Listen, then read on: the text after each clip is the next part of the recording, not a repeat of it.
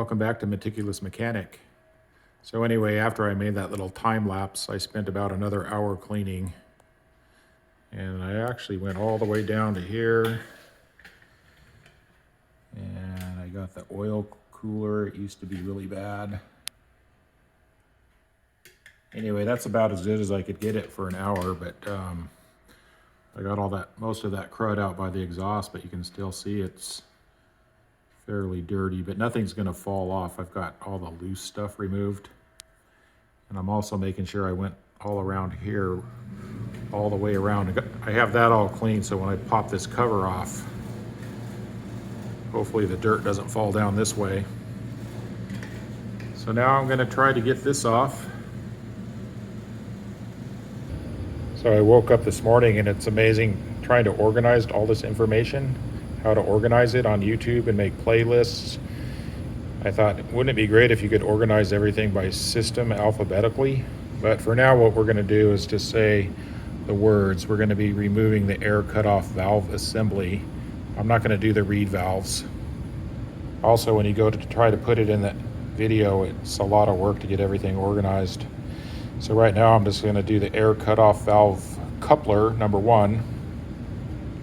Here's the air cutoff valve coupler front view.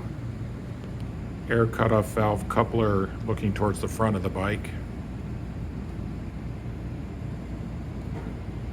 I see the wire coming down through here. It's just under this hose. Goes over into this wiring harness right here. This rubber cap where the radiator plugged into just slides off so I can get to the blue connector easier. So I went and got a pair of channel locks and I set the correct distance in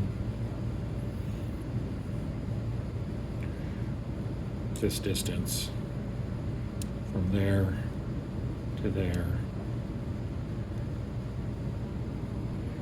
So I'm going to be real careful here.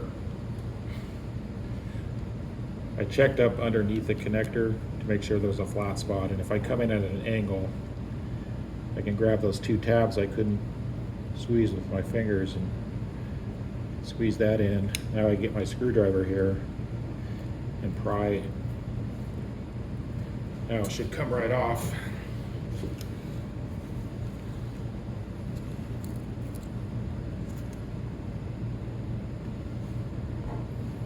If you look inside, there's two electrical pins and an orange seal that keeps the water out. So for now, I'm just going to move it up out of the way like this.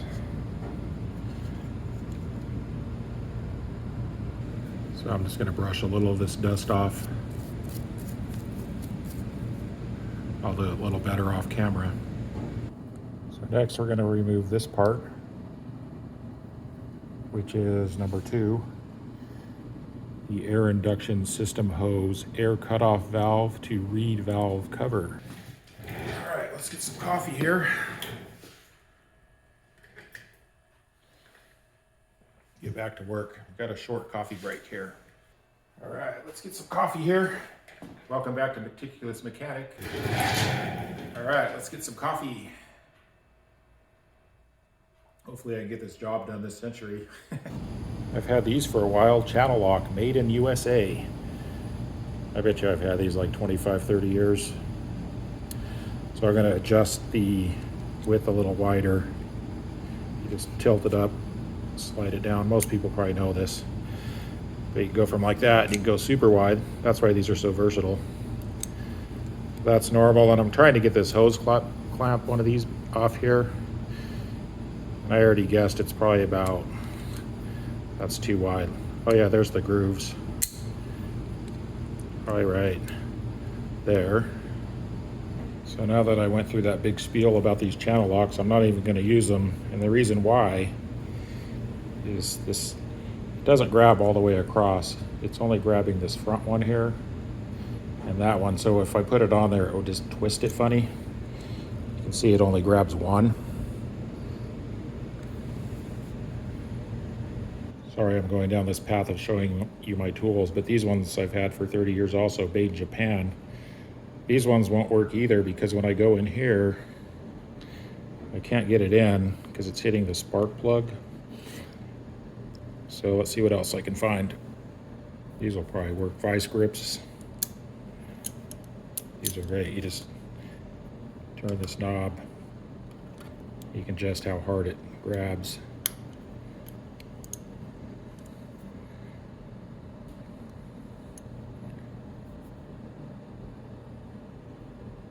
That's not it. I wanted to show you this on the handle. Made in the USA, the original. So I'm putting it on there and squeezing. And I could squeeze it all the way down and then clamp it with a vice grip. But I think what I'll do is I'll adjust the vice grip so it does it just perfect. So I'm just going to turn this knob to make it wider. So there it's closing there, and I'm turning the knob. Now it'll lock right at that width. Let's see if that's close.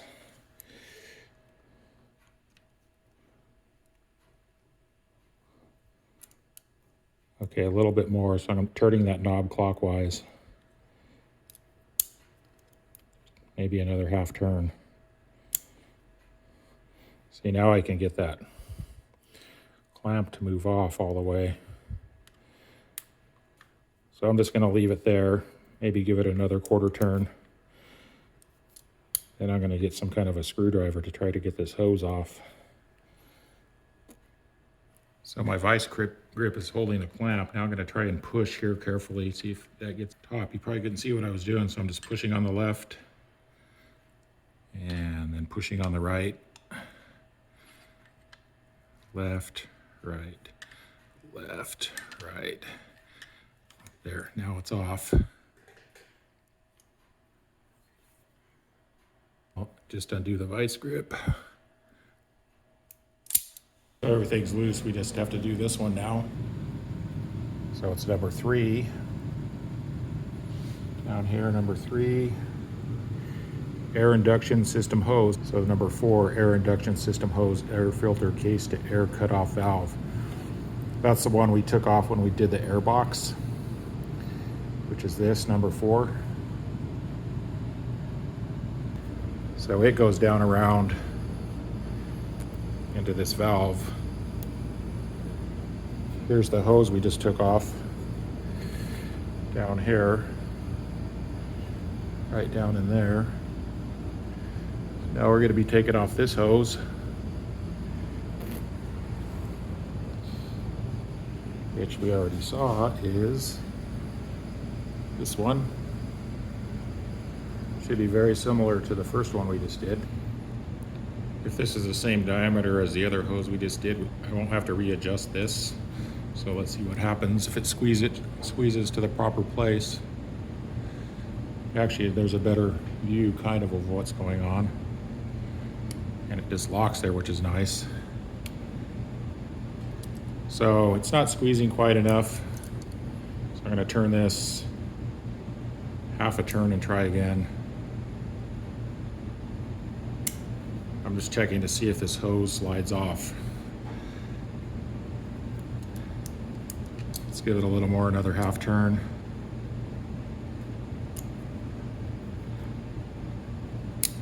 Another half turn. It's better just to sneak up on stuff sometimes.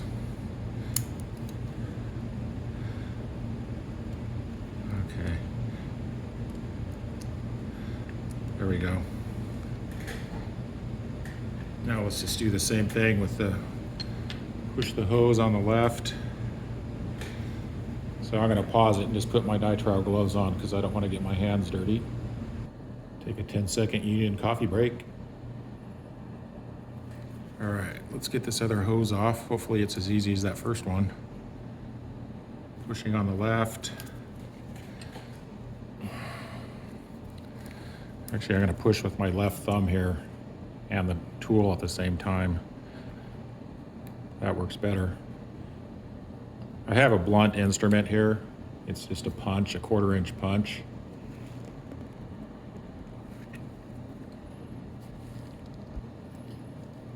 So that's less likely to rip the rubber than if I had a screwdriver in here.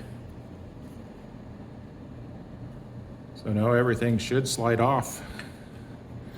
Hopefully I can get it back on. Do this. Slide it down a little. It was right there. Let's see, so it's coming out.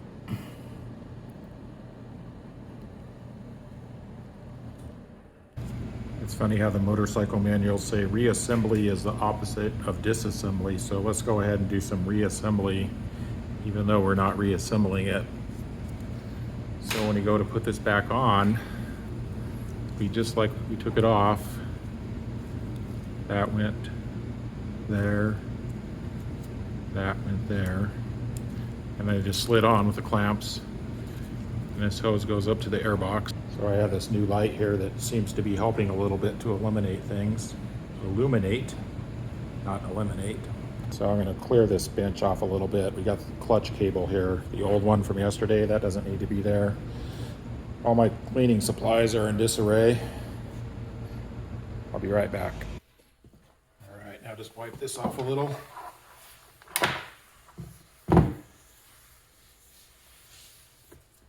Okay, now the bench is cleaned off. Look, we got this valve assembly we're going to talk about. Here's where that the wire went in, the air cutoff valve coupler.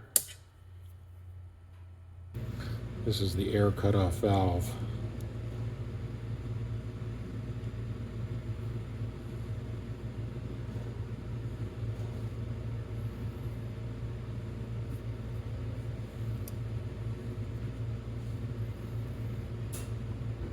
So the way this works is the air comes from the air box through this hose, and it comes into this valve here, and then it tees. So the air is coming in and there's a valve, and when the valve's open, or vice versa, I'm not sure exactly, it'll let air in or out, and it goes to 2 reed valve assemblies. Here's what it does. The air induction system burns unburned exhaust gases by injecting fresh air, secondary air, into the exhaust port, reducing the emission of hydrocarbons. When there is negative pressure at the exhaust port, the reed valve opens, allowing secondary air to flow into the exhaust port. The required temperature for burning the unburned exhaust gases is approximately 600 to 700 C, or 1112 to 1292 F.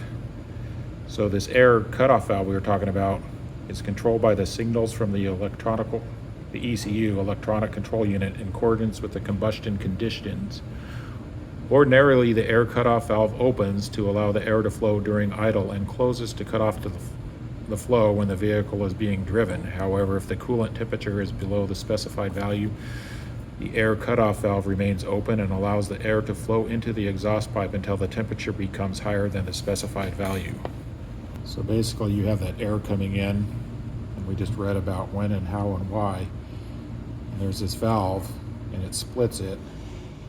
One goes this way, which is over to this one on the left, which looks like it has 2 reed valves, or 2 holes. And then the other one goes like this into a splitter into the right one, and it looks like it has 1. And I don't know if I mentioned it, but if you have block-off plates, if you're trying to modify this for racing or whatever, they just put a plate over this and a plate over this, and then they get rid of all this.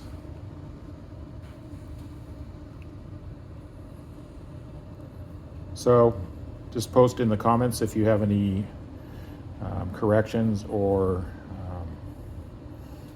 I don't know, constructive criticism or something that'll enlighten us further. Thanks.